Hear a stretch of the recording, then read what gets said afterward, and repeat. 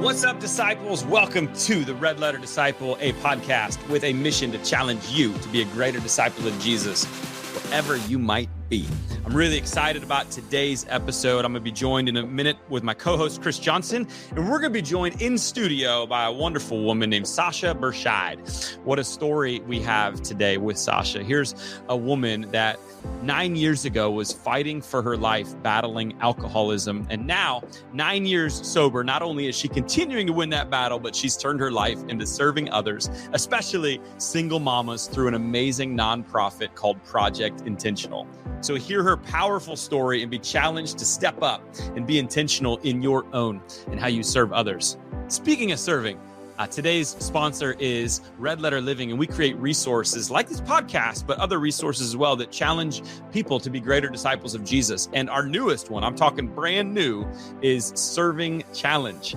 It's a resource that's going to help mobilize volunteers inside and outside your church, and even better, to mobilize not just volunteers, but volunteers with the heart and the spirit of Jesus. So for 40 days, we're going to go on a journey learning what it's like to have Jesus serve us, and we're going to be challenged to practice the very things that he's done for us. And so right now, you can go to servingchallenge.com, and if you're a pastor or church leader, you can jump into what's called the first wave. What is the first wave? It's churches that are locking in the best pricing they're ever going to have when it comes to this resource, because they're agreeing to launch Serving Challenge sometime in the future. A bunch of those churches are launching with us this fall in October. Some are buying the resources now, locking in the great price, and committing to do the 40-day challenge in New Year or Lent of 2024.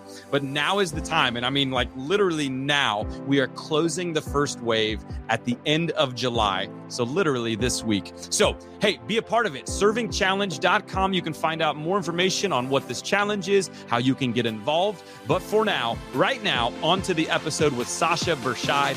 Let's do this. Well, I'm excited about today's episode of Red Letter Disciple. We have an in studio with Sasha Berscheid. That's nice. She's the founder and president of a 501c3 nonprofit called Project Intentional. Her favorite thing to do is empower women and women-owned businesses, especially in the metro Omaha, the greatest city in the world.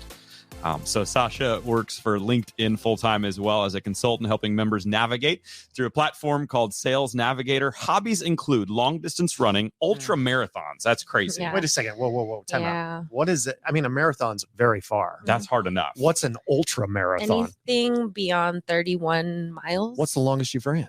The longest I've ran is 45. Oh, in like one sitting? 12 hours. I don't like to drive 45 miles. That's amazing. It's 45. beautiful source of meditation. Oh, okay. I do a lot of praying during that time. I was going to say, you'd have to make it 45. Mhm. So what would possess somebody who has done a marathon? Have you done a regular marathon to say, I should add on to that? Because I ran my first half marathon last year, and I'm like, I'm good. That was Mission I'm out. accomplished. I grew up playing soccer. I was a center mid. And so I used to running. Yeah. And I miss the movement and the challenge aspect of that. And so when people ask me, why do you do that? I say, number one, because I can. Yeah. That's cool. Number two, because others won't. Wow, that's good. I like that. 45. How long did it take you to 12 hours. But I recently, so my next biggest goal for myself is I have a 62.5 mile run in 2.5 weeks. Oh my goodness. So 62. So you did It's 100 kilometers. So you did 45 in 12 hours. How long is it going to take you to do? 16 hours. 16 hours. And so are you running and eating and you're not stopping? I will stop to change my socks. And okay. my Yeah, shoes, you probably have to get my feet too hot. And then get blisters. So I do tires on a hot summer day at this point. It's very middle school when you think about eating. You're eating bags of chips for the So are people handing you them, or you have a camp? Oh, you have a drop site, yeah. A drop site. And you eat a lot of peanut butter and jelly sandwiches, and drink a lot. Well, I wonder how many calories you burn on a. It's about 100 per mile, so 6,400. You're gonna burn 6,200 calories in one race. Yeah, I mean that's pretty good. Amazing, yeah. Zach. We should You should do Never it. We guys. should. I need to burn some calories, so that's amazing. pretty good idea there. I mean, you know what? We could just end it right there. That's very impressive. No, that's incredible. Okay, random question Okay. with that. What do you think is similar with running an ultra marathon than as living out your life as a disciple? Like what kind of things do you learn from doing something like that that you can translate over to that world? That's good. So the number one thing that I have noticed just in general is that you have to be very disciplined. Yeah. And in order to love yourself, you have to be disciplined. I believe that the highest form of self-love is discipline in itself. And so that's one of the things that I have taken from it. The other thing is that God loves to make it so my headphones don't work or my phone doesn't work. And so I will start with music. And then by the end of it, God's like, no, we're going to pray for about the next 12 hours. Right. Like, okay. Well, I mean, even the best headsets can't last 16 hours. I was going to say, is it right to blame God, or is that just a battery issue? Listen, I believe after that 8 hours, maybe it's just done. I mean, that's not like, God. Girl, I'm going home. I did my time. Yeah. That's amazing. That is incredible. So wait a second. You're going to be doing 62 miles, and it's going to be in June. Yes. And where's it at? At Mahoney State Park here right outside of Omaha. I mean, there's a good chance it's going to be very hot. Very hot. Yeah. Wow. So that adds another thing to it right there. Wow. We're already I didn't even finish her bio. Yeah. Oh, sorry. It's great. We're talking This about happens when we're live. It ends with, she loves working on her nonprofit. And so that's what I'd love to start, Sasha, if you just kind of tell us your story and where you are today, especially with Project Intentional. Like, where did this come from? Yeah. So Project Intentional is the most beautiful creation that besides my children that I have been privileged to be a part of in creating. But I do have to preface it that none of this would have been possible had it not been for my sobriety. So I will turn 9 years sober from alcohol in July. And the day that I went in and got medically detoxed, it was so severe. It was a life or death situation. So I had to go to the emergency room. And when I was there, right before I went in, actually, I was on the bathroom floor, and I just remember putting my hands up like this and just putting my head down on like the porcelain, right? And I just said, like, God, like, please, just please help me. Like, please, God, just help me, and I will do whatever it takes. I will be your vessel. Please, please, please, God, help me get sober.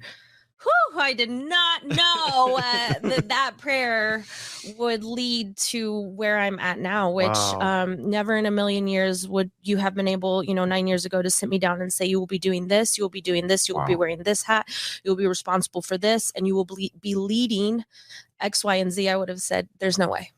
There's no way. I can't even go 2 hours without taking a shot of alcohol, trembling and shaking. Wow. How am I going to be able to help be the change here in Omaha?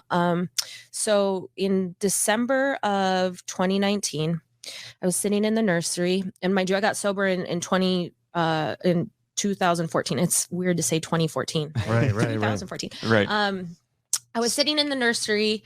At the time, I had my 18-month daughter in my right arm, and I had my 3-month-old son in my left arm. And mind you, Kyan, she at the time was 18 months. She was not diagnosed yet. At 22 months, she will have gotten diagnosed with level 3 autism. But at the time, we had no idea. I knew that something was special or different about her. But we didn't have any answers yet. And so it was December. My husband walked into the nursery. He goes, "Hey, Sash, what do you want for Christmas?" In that moment, right? In that moment, I just a third hand. Yeah, exactly. Yeah. I sat back in the nursery in the chair that I was sitting in, and I was completely humbled because there wasn't a single thing that I needed or I wanted. Like, what a fortune. What a luxury to not have a single thing that's like, you know what, on my Amazon wish list, I have this, and this. And you can get this to me on Wednesday and this to me on Thursday. I don't have a single thing. Wow. Yeah. And here I am, a mom with a nanny. I have my mother, who is fortunately still with me. I have my sisters who are with me. I have a husband. I have a full-time job. I have an excellent career with beautiful resources for healthcare and all these other benefits. But I'm miserable. I'm sleep deprived. I have postpartum depression. Mm. I'm hormonal. I'm lactating. Yeah. I'm like, yeah. I'm a hot mess. And it dawned on me, how do single moms do this? Uh-huh. How do single moms do this, especially single Mhm. moms with children with special needs? And in that moment, I just said, And that they don't have the support system that you like, have. how? Right. I don't get it. And Yeah. so in that moment, I said, Andrew, I need to adopt a single mom. Mm. So He's like, what? Yeah. What? No, I meant like something from like Bed Bath and Beyond or something. right? Yeah, Just right. like an actual physical gift. In that moment, that's the last thing I wanted. right. I didn't I would have been disgusted in that moment had I gotten something, because I don't need it. And in my mental health, I was just like, Sasha, you have the greatest gifts. Look at all these things that God has Yeah. given you. Like, it's time for you to pay it forward. Yeah. And so I went on social media and I made a post. I had about 80 women respond to me.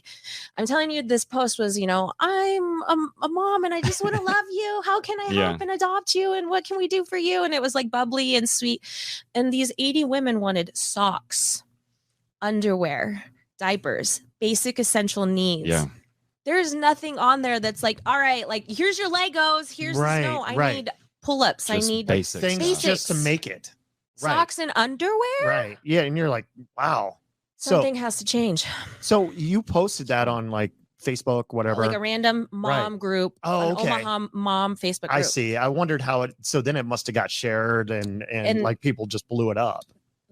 It was just strictly that group. It was just 80 Oh, women wow. within that group. Oh wow. And so I leveraged my network. I leveraged the rest of the women in the group, and then, had an existential crisis moment come around January, because we got all 80 of them set up with a resource or Right. a Yeah. gift. Right. But then I turned to my sister, who's a genius, maniac genius. She truly is. And I said, what do I do? Like, what do we do? How, like, I can't just say, okay, thanks 2019, 2020, here I come. Okay. Like, Enjoy your bye. socks, I'm out. Enjoy your Yep. socks and your Yep. brand new underwear. Yeah. And she said, if you are willing to put your boots on the ground and run and do the work, I will file this as a 501c3. So Wow. February, right before COVID, you guys, Oh, February 4th. perfect time to start a nonprofit. February 4th, 2020, we were approved as a 501c3 nonprofit. And seriously, the rest is history.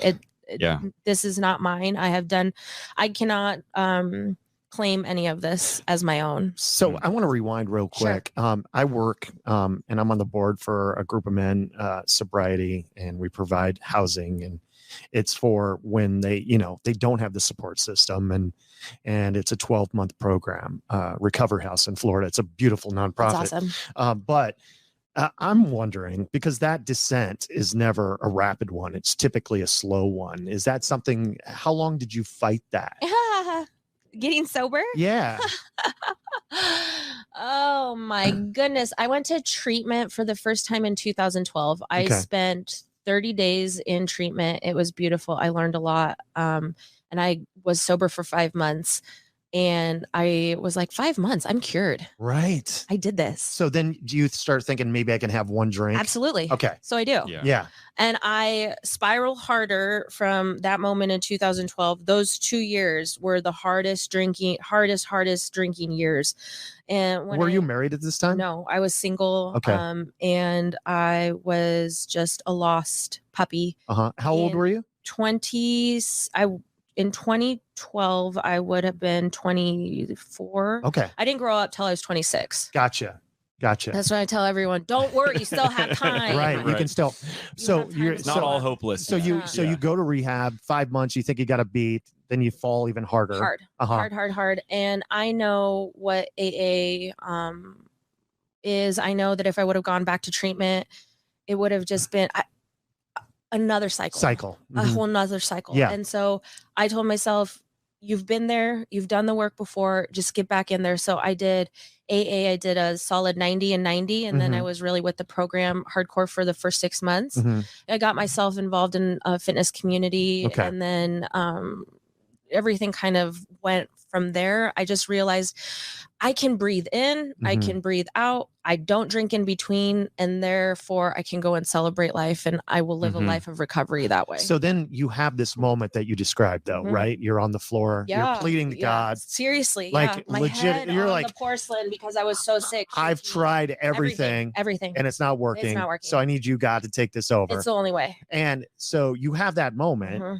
and then talk a little bit, if you don't mind, sure. about after that. Mhm. Like, is it a different mindset after that, or? So when this part of the story that I haven't shared that often, but I went into the emergency room, and the lady who was at the check-in table, she looked at me and she goes, "Oh, sweet girl, I hadn't even told her my name. She knew nothing about me. Mhm. She goes, "Sweet girl, you'll never have to feel like this again. I'm 13 years sober. Congratulations. I'm glad that you're here." So I must have just reeked Whoa. of alcohol. Wow. She just, because What I was, compassion by her, though. she like- knew where I was. Yeah. And she had been there. And the Holy Spirit directed her to know. Perfect. Divine appointment. Right.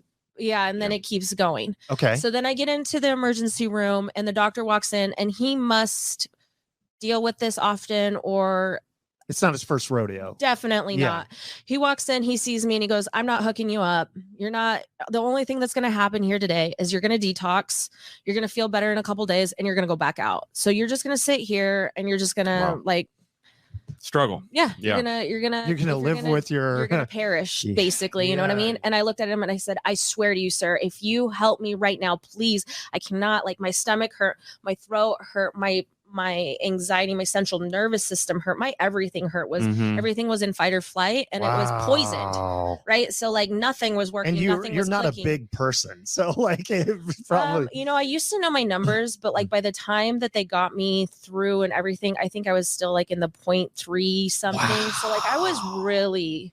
You were out there. Yeah. And so I Wow. looked at him and I said, I promise, sir, like you will never, ever see me again. You will never see me again. Please help me. They hooked me up. And then I spent the next 5 days When you say hooked you up, what do you, so they have to give you, they medically detox you. They give Mhm. you medicine to completely like slow your body down. Okay. And I think, they gave me like morphine or whatever it was to literally medically detox me off of alcohol. Wow. And so from that moment when I saw that woman, and then having the doctor have like that really tough love with me, Yeah. that's when I was like, okay, like, and of course my revelation with God that I was like, please, Yeah, like, yeah, hook a yeah. sister up with Yeah. sobriety, God. Right. please. I know I was made for bigger and better things, but like the devil was literally using alcohol to drown me and keep me away from becoming a better being. Did you Wow. have faith in your background or your 7,000%. story? Oh, yeah. So yeah. Always. Yeah. Ever since I was like the littlest munchkin, I've always known that there was Jesus, Yeah. and I always knew What that do you there was attribute God. that to? My mom. Okay. She was big time believer praying And for yeah, you. my mom and her entire side of the family, they're my mom isn't, but her entire side of the family is very devout Catholic. Uh-huh. They live in Central America. They live in El Salvador. And Okay. so I grew up watching my entire mother's side have this most incredible and beautiful faith. Wow. It's cool. So the 5 or 6 years in between the sobriety, the moment Yeah. where it started, and then when Project Intentional. Oh yeah.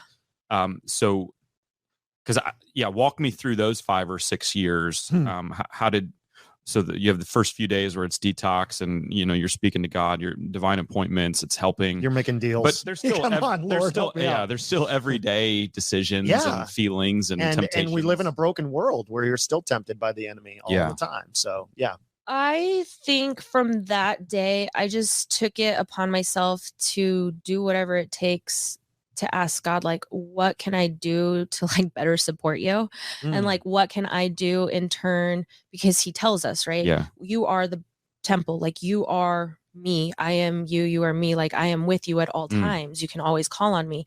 And so then I just took it on myself. Like, why wouldn't I want my temple to be sacred and to be divine and to be like, whatever he calls me to do, I'm ready to do it. Like whether it be a run a marathon, I can physically go do that. Sure. Or if it's go and pray for someone for 6 hours, I can physically do that. So I just wanted to, for the lack of better words, become 1% better than I was yesterday. But it's not like the That's good. temptation went away. The first 2 years were really difficult. Right. Like the first 2 years are probably the hardest. Okay. But then after that, I just knew that alcohol was used by the devil, like against me. I Yeah. Like, Yeah. Yeah. Got it. I was drowning. Wow. Yeah. Wow. And I think it's amazing. Like a lot of times in recovery, that final step is when you actually go and you help bring freedom to others and serve others. And so that's what I love in your story is the years to get there are not easy. They're difficult. They're up, they're down. Gross. They're really gross. They're really gross. Like, I'm just waiting for someone to come out with all my skeletons and be like, yeah, I named them for you too. Like, they're gross. I was saying this to somebody the other day. I do youth ministry, and I was like, I'm so glad that like social media wasn't around when I was in like college. Yeah. That would have been bad news. But one thing that I will say that I attribute to AA, and this is something that I always will mention if I am invited on a podcast or anything like that, is that one of the things that was seeded in AA is that it is humanly fundamental to be a part of a community. You have to be a part of a community. Right. No matter what. Like, 100%. the opposite of addiction is community. Right. Okay? That's good. Within the community, you need to serve. Yeah. So if you right now are listening to this and you are not a part of a community, find a community, whether that be exercise or church or, volunteering somewhere within a nonprofit. What you will find next is after you have found your community, you will find a place to serve. And within finding a place to serve and serving others, you will find your purpose. Yeah. Love it. I love that. And I have always said this to my kids at school. It's like, I believe the devil works on me the best when I'm in isolation. Where there's nobody calling out lies of the enemy, and then I start believing it and I'm like, whoa, yeah. So community is so important. So I want to talk through progression and to get to where we are today, but not quite yet. Okay. So, I want to first talk, you mentioned that first year. And so now we're stuck with, I don't want to just be a help because in this one-time moment, because I recognize that single moms, they've got it tough. So I want to talk about single moms for a moment, because I don't know that I don't know that we had that moment that you had of like thinking, gosh, I've got things going so well. Single mothers must really struggle. So like, what are the single mothers experiencing on a regular or daily basis that the average person may not understand? So the one thing that I always get told when I ask a single mom, how do you do it? How did you do this? The number one answer is you find a way. You always find a way. And so I think that single moms in general are super humans, superheroes, and we don't give ourselves enough credit. But things that they struggle the most with is there's one of you, and most of the time there's three of them in every household. Outnumbered every time. Yeah. And so, time management, but then the biggest one is going to be money management. Yeah. You have one person trying to feed 4 mouths, including theirs, trying to keep up with hygiene products, trying to, can my child play in sports? Probably not. Can my child make it to extracurricular activities? Probably not. Because who's going to take them? Who's going to take them? Who's going to pay for it? Right. And so I face a lot of women who are defeated, deflated, and they don't realize how much they're already doing and how much they're already helping. And then they, try to compare themselves to the Joneses or the 2-person families. And it's like, that's impossible. It's impossible. And so, if you're a single mom and you're listening to this, I want you to realize like you are outstanding. You are incredible. And the last thing that I want you to remember is you are your biggest gift to your children. Your kids have no idea what another mom looks like, nor would they want to know what another mom looks like. You were made perfectly and divinely to be their mom. Yeah. So be their mom. Don't be anxious. Don't be stressed out. You get to have your children. You get to spend time with them. And one thing, I have a child with special needs, and then I have a typical child. And it is true what they say with typical children. The time flies.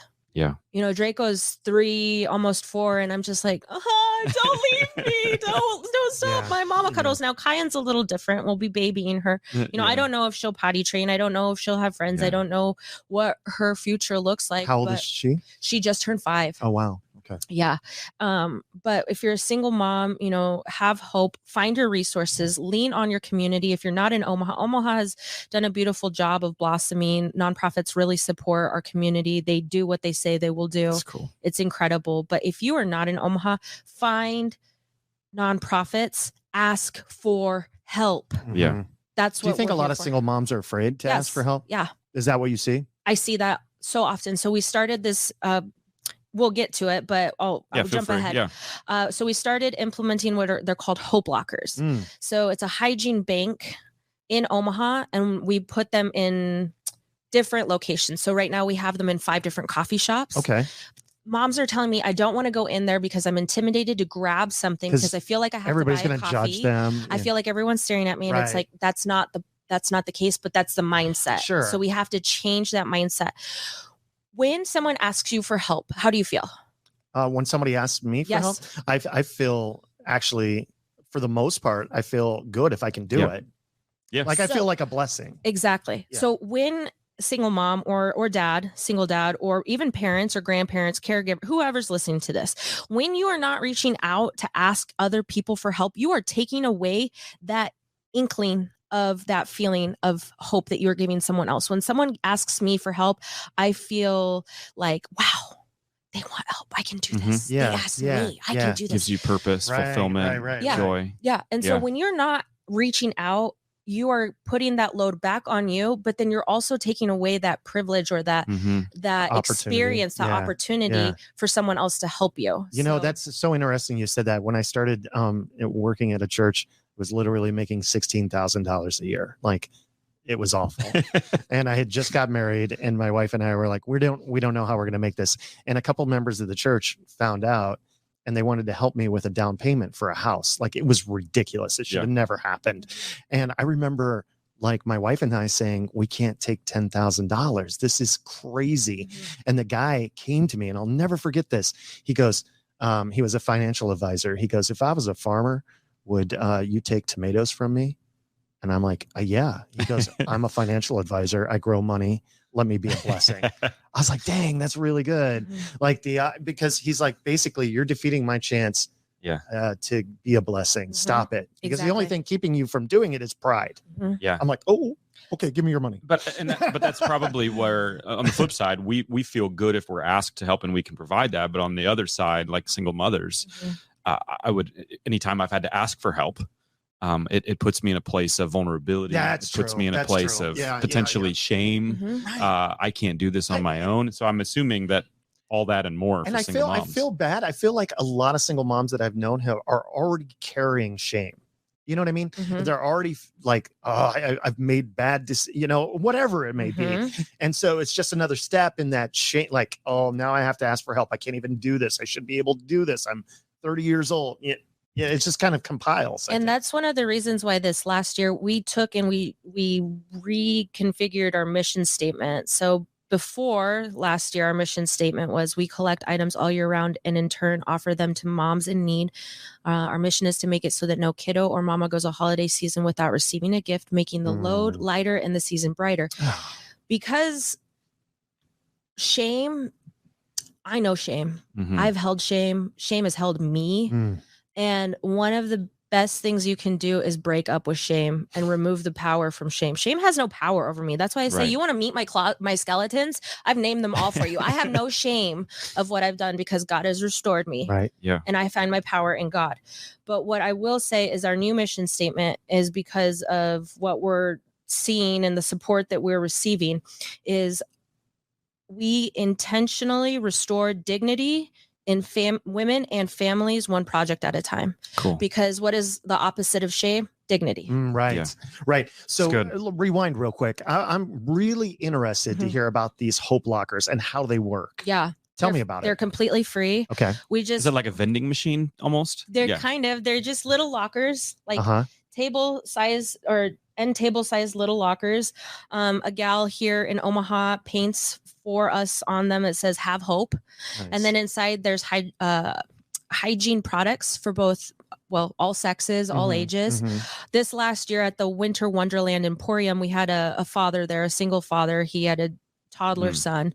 And I went up to him and I said, what can I, like, thank you for being here in the midst of hundreds of women. Yeah. Thank you for being here. That's so bold and beautiful of you. What can I do to better support you? And he said, this is so outstanding. I love this event, but it's really for women. Yeah. We need more things for men. And, you know, the top 3 things that are asked for at the Winter Wonderland Emporium is socks, underwear, menstrual products. Right.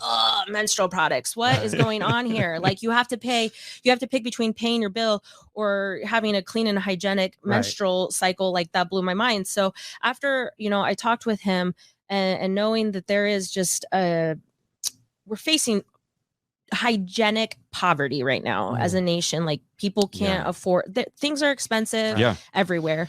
And so we decided, like, how can we impact the community? What could we do? Well, we were going to put like little free pantries out in neighborhoods.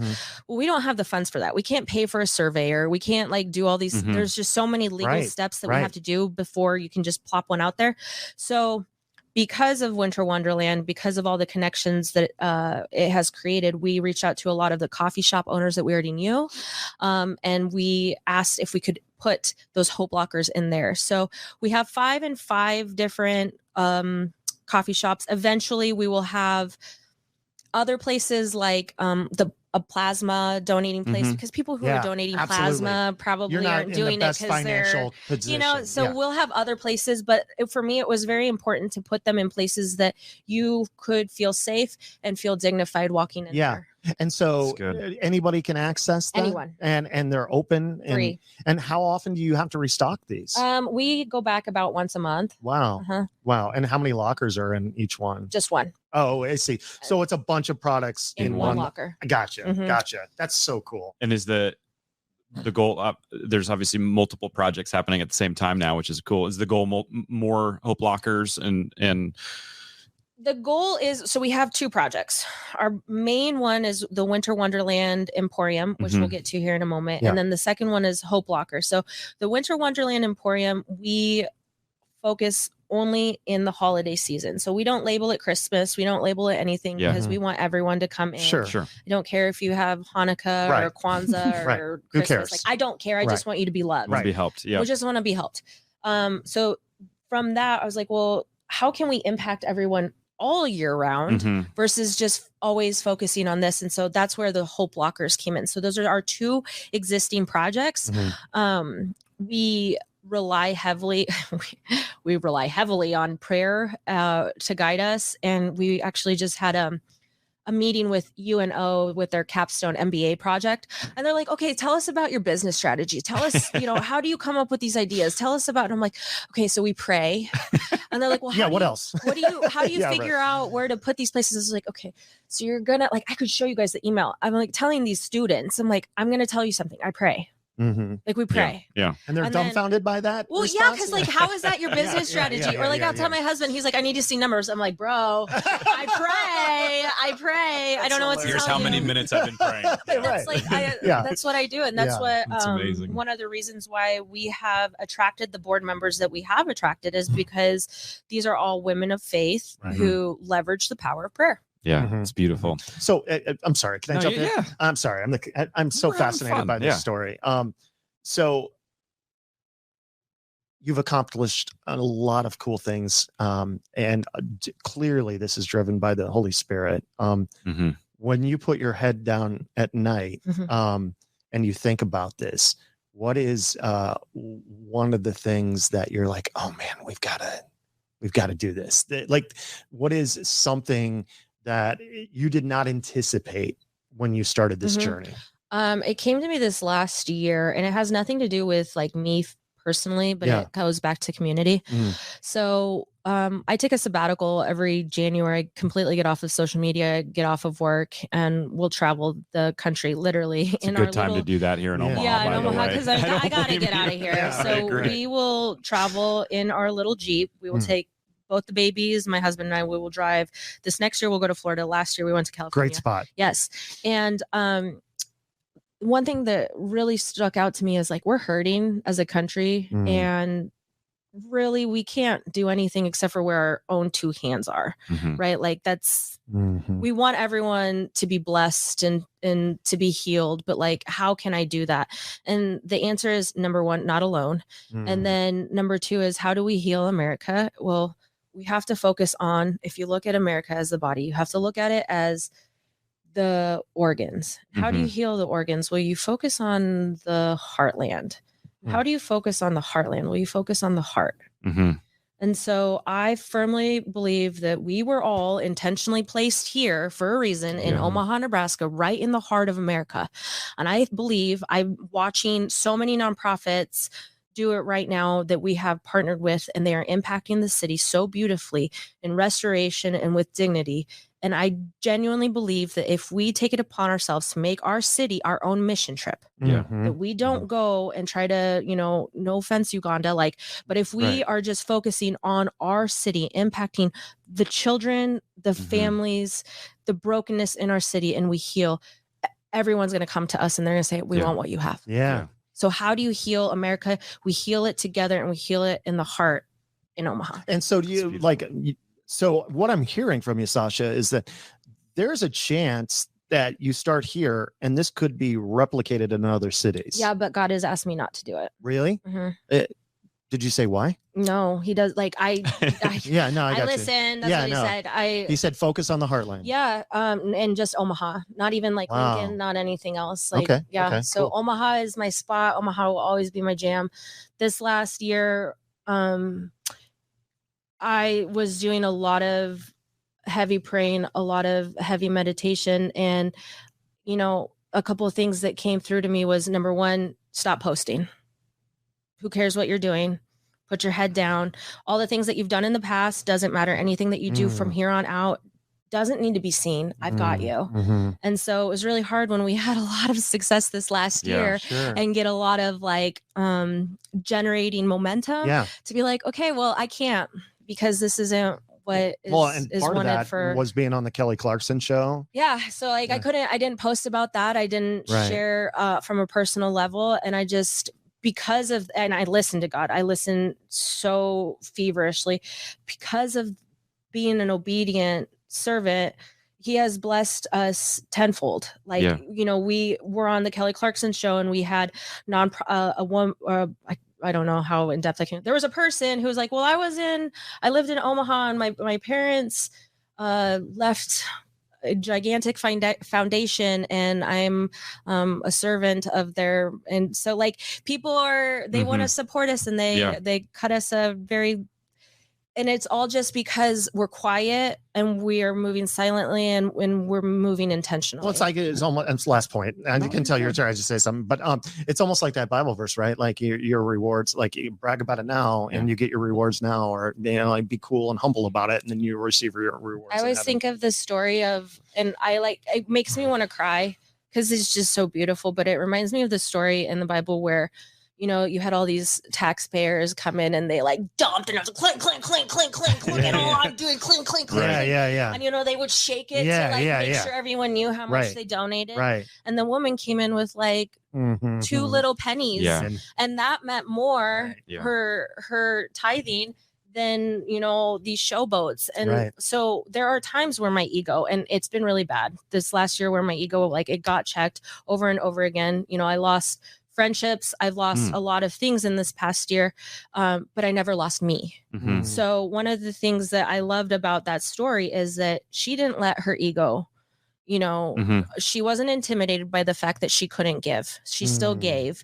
She still showed up. She still was true to herself, but then she was rewarded for her humility and her honesty of her hard work.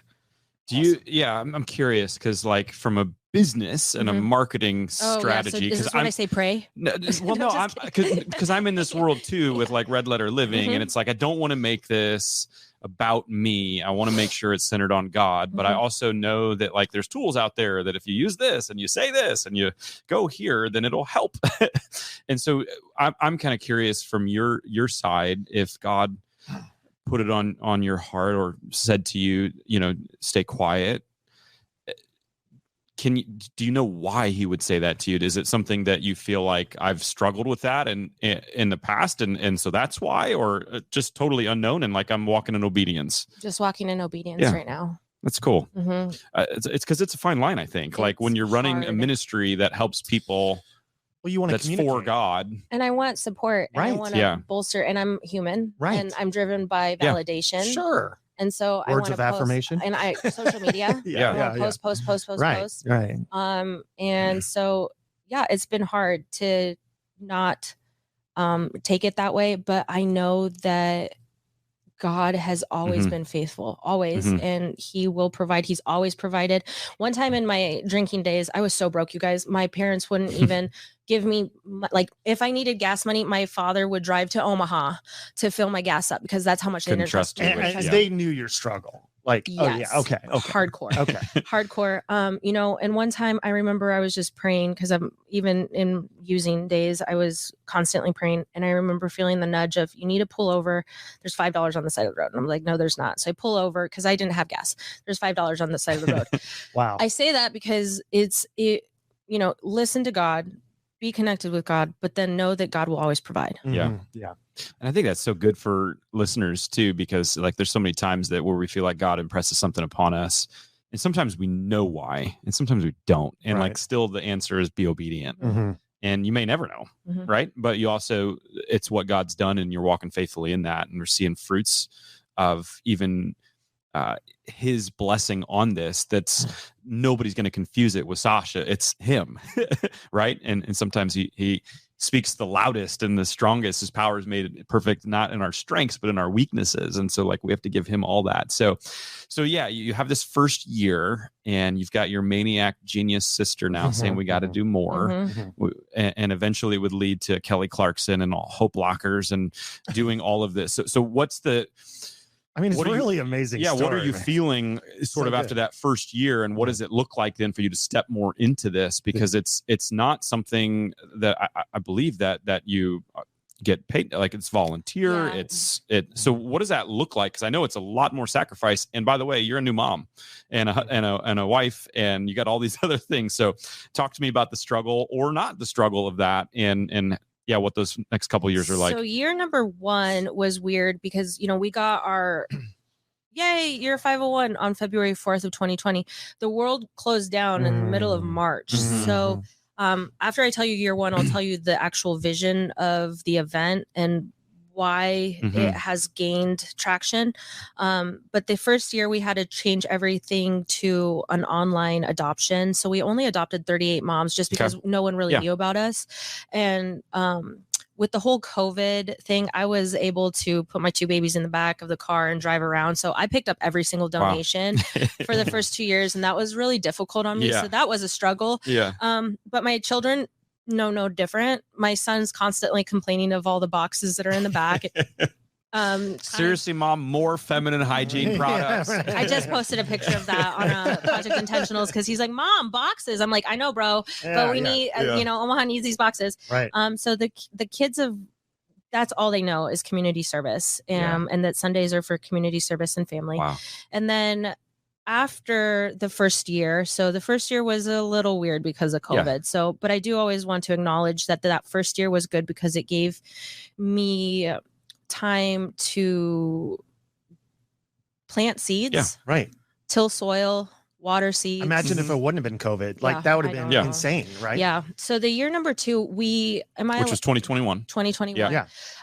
Partnered with Abide. Yeah. Awesome organization. We've had Josh Dutzler on the show before. So that's who I was referring to with when I say like I really do see Omaha Healing is because of Josh Dutzler. And that's why I think we are planted here. I mean, the things that he's doing, I do nothing but support him. Like they're outstanding individuals. Good. We have partnered with them. We'll be at their summer block party this year, handing out bars of soap and deodorant. Last year we did feminine products. So 2021, we rented where they used to have Bridge. the church there. It was the first floor of whatever building it was. We had 485 moms come through. So the way it works is that a mom can come in, she checks in. If you need childcare, we provide it. Now, if you don't need childcare, please don't bring your kiddos. Right. There's way too many of them. Sure, yeah. But if you need childcare, like where's a single mom going to do? Like what's she supposed to? Well, then, so we provide childcare. When they check the babies in, we give them food so the babies can eat gluten-free, dairy-free, nut-free. Like we make sure that all the allergies, like all free. Like this last year we had a little kiddo eat 12 mandarin oranges. He had like a little Buddha belly full of mandarin oranges. It was super cute. We have them make Christmas cards or holiday cards for an elder center, and then a craft to take home for their mom or their father or their grandpa, whoever, their caregiver. And then after they check the children in, they go into our resource center. So we have over 25 nonprofits, professional resources like LinkedIn, personal resources. Like there was a lawyer there. She printed out Power of Wills, and then she had them notarized so that if anything, heaven forbid, were to happen, what do you do? They would be set up for success. Nice. So we have over, 25, 30 different vendors, nonprofits. After they go through, they can go shopping in the Holiday Winter Emporium store for free. So they will get 1 pack of socks or underwear per child, 1 brand new toy per child. And then lastly, there's a mama gift or a father caregiver gift store. I have to get used to that because it's all been mamas in the past. It's all been mothers in the past. But this last year, it was just like, okay, Sash, like if a person comes, I asked my mom this, I said, if a person comes to me, Mom, like, where's that line? Like, who do I turn? Yeah. How do I turn someone away? How do you where's that line? Like who, and how am I the person to judge? And she said, Sasha, if a person comes to you, you help them. If they ask for help, you help. So that's been our new standard. Thanks, Mom. And, so yeah, after they go through all the booths, they could get free diapers, they can get free bottles, there's just it's a beautiful way to bring everyone together, to do life together. But more importantly, it's one thing to just give something out. It's another thing to educate and empower. So what can we do to educate and empower these people that are within my community to say, hey, these are the resources. You can leverage these. These are free. Or if they're not free, let's figure out how to get, And the other thing that is our favorite that we didn't recognize is we have no signage anywhere. Like you come to our events, you won't see a Project Intentional thing ever. And that's intentionally because I don't care if you remember us. Like I want you to remember these other places. So year number 2 was last year. We outgrew our space. We did the entire 2 stories of the dormitory at Abide. We adopted 612 individuals, impacting 1,934 persons in Omaha. We went on the Kelly Clarkson show, which has been outstanding. And again, how did they find out about you? I have no idea. I should ask, but I'm pretty sure I posted the story about how it started with, my husband asking about what I wanted, and then with Absolutely. My daughter and story. All this stuff. And so they called me on a Monday, said, "Can we fly you out?" This was December of 2022.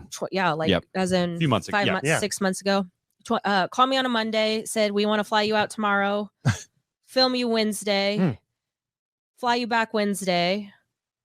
Fine, let's do that. Kelly Clarkson, whatever you say. I mean, what are you going to say? I'm kind of booked to find out that Thursday, to come back Thursday, Friday, set up for the holiday store, Saturday, Sunday. So that whole week was a whirlwind. But we outgrew that space, and we even opened it up to bring in companies who are hiring. So we had 8 women get hired on the spot this last year at event. We had resources this year for domestic violence. So we had 1 woman leave her situation, her altercation. Good for you. Yeah, we had 1 woman who was able to find housing through Goodwill. So there's just... I'm hoping this next year we'll have 50 different nonprofits, resources, career builders, anything. So if a person comes that day, they want to change their life, they're like, there's no reason that they couldn't. Does your husband ever ask you, did he stop asking you what you want after that last? It's too dangerous of a question. This is a dangerous question to ask Sasha. I mean, it's really changed your life. One simple question. I think we have decided that, the sabbatical is really more like what I want. That's what we want and what we need as a family. That's cool. I love that idea, by the way. Yeah, that's really cool. The last thing that, I want to mention is that it's impossible to steal from us. So this last holiday season, someone came in and said that they had 16 kids. And by the end of it came out that she had 8 children, but she didn't know, what she would be getting and that she would be so empowered. But you cannot steal from us, because here's the thing. If you need that so badly, take it. Right. Mm-hmm. And then if you need it so badly, that's also a red flag to me as a person in your community that you need help.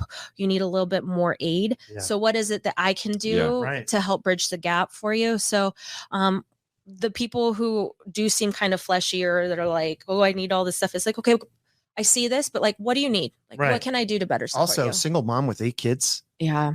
Holy moly. Yeah, you take whatever you need. Yeah. I mean, that's crazy. That's amazing. Yeah.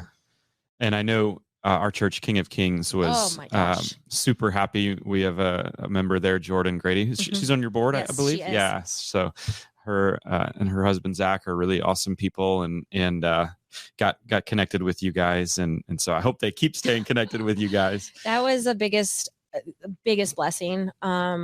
King of Kings. And then the year before that was 100 Women Who Care. So we've never had a corporate sponsor. Yeah.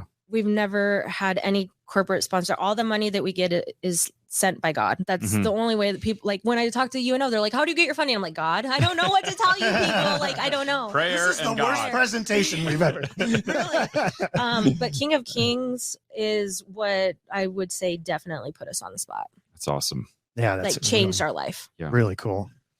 So, and it's going to keep growing. So, right. So 2023, the plans this year, Winter Wonderland, Emporium, Full Tilt, we're more moms and other people now. And we got Hope Lockers. What, if you're kind of looking at where you are today and where you were on that porcelain, wow, crying out for God, like what would you say to, like, because I think there's a lot of people that feel stuck or hopeless or helpless. Yeah. What would you say? What would you say to the Sasha that was crying out for God on the porcelain floor? Yeah, I would tell her the same thing that I would tell anyone.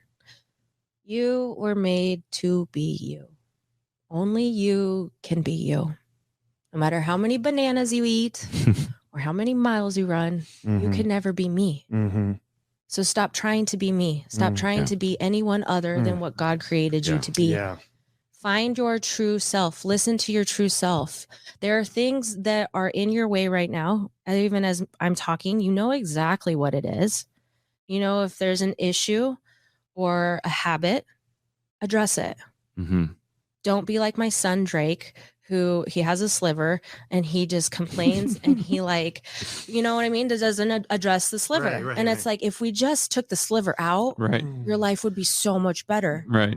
So right now, focus on what it is that you can do to become the best version of yourself and do it. And I'm not saying go full throttle 100% because there's no way I would have been able to do that. But every day, take a look at yourself and ask yourself, was I better than yesterday? What can I do to become the best version of myself? Because only you can do that. God created you to be you. Come on. So Preach be it. you. Yeah. I think it's amazing. And I get a little pushback every now and then because our mission is to challenge people to be great disciples. And like, it's not about us being great, Zach. And I'm like, no, it actually is, because God's great and he's created us in his image. And so he created you to be great. So you need to be great, because that's actually when you glorify him. And when you're not great, that's when you actually diminish him. But check your ego. Yeah, totally. Yeah. Check your ego all the time. All the time. Oh man, what a cool story. And I think it's amazing. This word intentional is actually popping up quite a bit in this season of our podcast episodes, of the intentional, the acts of intentionality, to be intentional. And so your story just started with a random question.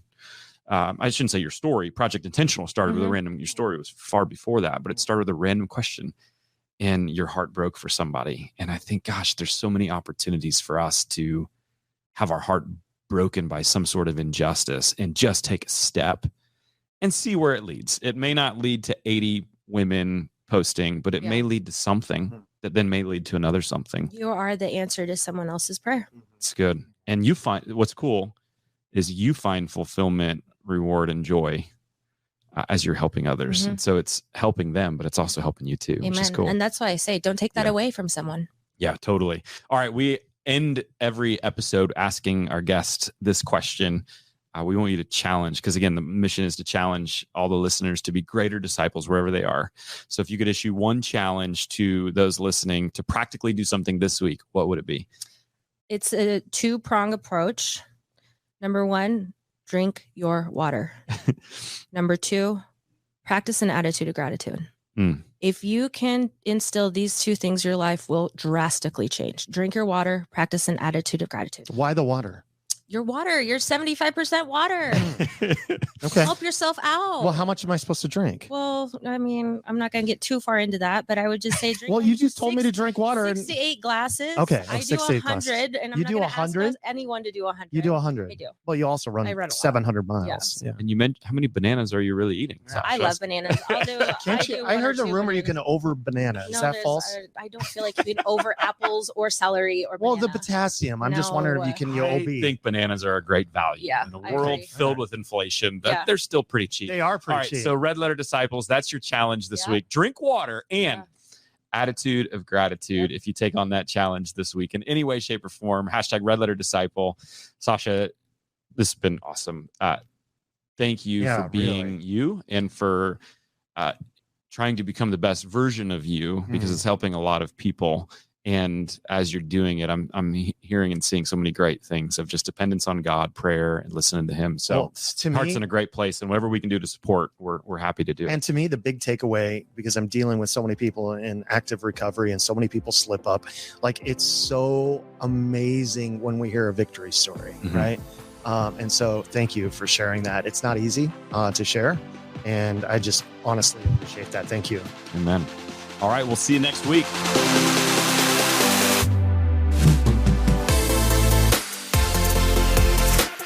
I hope you were inspired and challenged by today's episode. What an amazing woman Sasha is, and an amazing mission that now her life is all about. Hey, if you want to connect with Sasha, get involved with Project Intentional, or see anything about some of the resources and links we talked about in today's show, go to redletterpodcast.com. You can check out our show notes there. It's also there. You can hear about our sponsor, Red Letter Living, and especially this new resource, servingchallenge.com, where you can jump into the first wave. It's the final week to do it. So come on, get in now. Hey, we would love if this podcast is special to you, if it's helpful to you, would you please rate and review and share this with a friend? That would mean the world to us. I really believe you're going to love next week's episode. Truly one of the more fun and helpful conversations we've ever had, where we're talking with Mel Gravely, who is the author of Dear White Friend. Mel is a successful business owner and super involved in the Cincinnati, Ohio community. And in the midst of this thriving career, decided of all things to write a book against racism. And again, it's called Dear White Friend. And what I particularly love about Mel, his book and his heart, is the really cool temperature he brings to this hot button issue. I truly feel like after listening to him that I'm in a better place, and in a place that wants to help. And so I know that you're going to be there too. So hear his incredible story. Go on a learning journey with us next week. Plus, how can the board game of Monopoly help us in the fight against racism? You're going to learn all that and more. Plus, Mel and I talk about the time we shared an A5 Wagyu steak together, a first for both of us. I'm not going to spoil it. It's all next week on the Red Letter Disciple. So don't miss it. And how do you not miss it?